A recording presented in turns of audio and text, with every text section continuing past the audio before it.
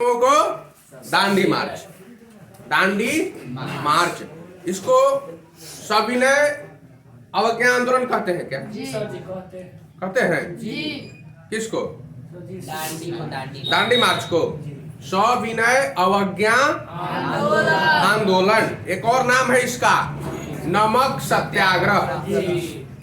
तो नमक सत्याग्रह कहिए, सविनय अवज्ञा आंदोलन कहिए, या फिर दांडी मार्च कहिए, शुरुआत वही है।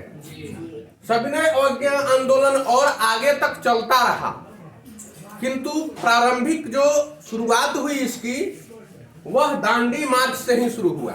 और बहाना क्या था? तो नमक सत्याग्रह, ये बहाना था। 1929 के आसपास ब्रिटिश सरकार ने भारत में हर भारतीयों के भोजन में प्रयोग होने वाले नमक पर भी टैक्स लगा दिया था। तो गांधी जी के पास एक बहाना था। गांधी जी ने सोचा कि नमक तो देश का हर एक घर में यूज होता है, हर एक देशवासी नमक खाते हैं, तो नमक पर जब ब्रिटिश सरकार ने टैक्स लगा दिया, क्यों ना हम नमक का बहाना लेकर ही पूरे देश में एक नया आंदोलन की शुरुआत करें। आंदोलन में जब तक जनता भाग नहीं लेती है और स्वतः भाग नहीं लेती है अपने मन से, तब तक कोई भी आंदोलन सफल नहीं माना जाता है। इनका सोचना था कि घर घर में उपयोग होने वाले नमक पर टैक्स लगाया गया, इसके विरोध में हो सकता है हर भारतीय विरोध करे ब्रिटिश सरकार का। तो उन्होंने पहले ब्रिटिश वायसराय को एक पत्र लिखा कि नमक पर जो टैक्स लगाया गया है, कर लगाया गया है, इसको वापस ले लिया जाए। और जनता को यह बता दिया। अपने यंग इंडिया नामक पत्रिका का संपादन करते थे, समाचार पत्र था वो, यंग इंडिया पत्रिका नहीं थी, समाचार पत्र था। लेकिन पहले समाचार पत्र कई रूपों में निकलता था।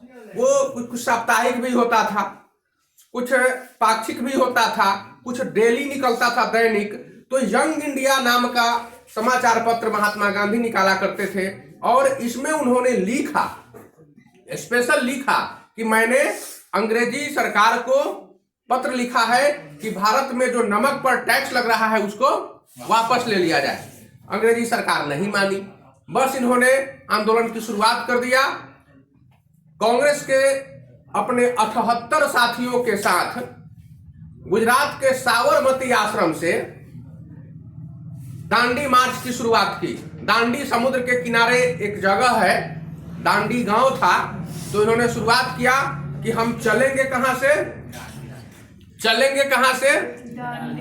दांडी से नहीं, साबरमती से चलेंगे, साबरमती आश्रम से। और 78 साथियों को ले लिया, कोई माथा पर मोटरी धर लिया, कपड़ा का, कोनो खाना का, फिर भी चल दिए सब लोग। रास्ते में जहां भी जाते थे, शाम हो जाया करती थी, उसी गांव में रुक जाते थे, रात में भाषण दिया करते थे, लोगों को समझाते थे गांधी जी, नमक सत्याग्रह का महत्व बताया करते थे, और लोग ही भोजन का प्रबंध कर दिया करता था, खा भी लेते थे। और अगला दिन वही गांव से 10 गो लोग कहता था कि ना अब हम मनियो चलेंगे। तो 78 को शुरुआत किया था, और वही गांव से 10 गोरा अगले गांव में गए, रात में पड़ाव हुआ, फिर लोगों को बताए, वहां से भी 10-20 आदमी तैयारी हो जाता था।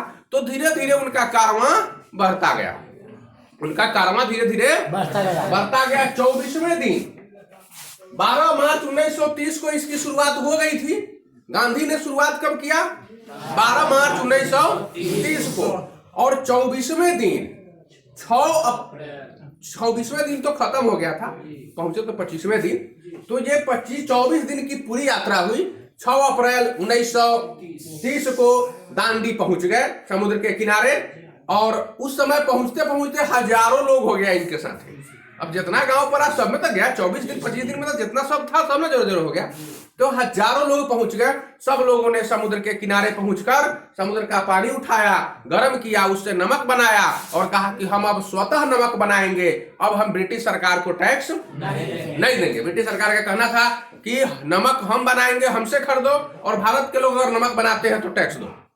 इन्होंने कहा हम टैक्स नहीं देंगे और खुद नमक बनाएंगे। तो उन्होंने 12 मार्च 1930 को शुरुआत किया, 6 अप्रैल 1930 को दांडी पहुंचकर यात्रा समाप्त कर दिया, नमक बनाया, सरकार के नमक कानून को तोड़ दिया। वहां से गांधी चले दक्षिण की ओर, समुद्र के किनारे किनारे कई शहरों में गए और वहां पर इस आंदोलन की शुरुआत कर दिया। तो ये था हमारा सविनय अवज्ञा आंदोलन। नमक तो एक बहाना था, अंग्रेजों को भारत से भगाना था, नमक एक बहाना था। ये उद्देश्य था ब्रिटिश सरकार का विरोध करना, नमक कानून का, नमक का टैक्स पर का विरोध नहीं करना था। ये तो बहाना था ना। विरोध किसका करना था? ब्रिटिश सरकार का। और कांग्रेस के 78 सत्याग्रही साथियों के साथ उन्होंने प्रारंभ किया था यात्रा को।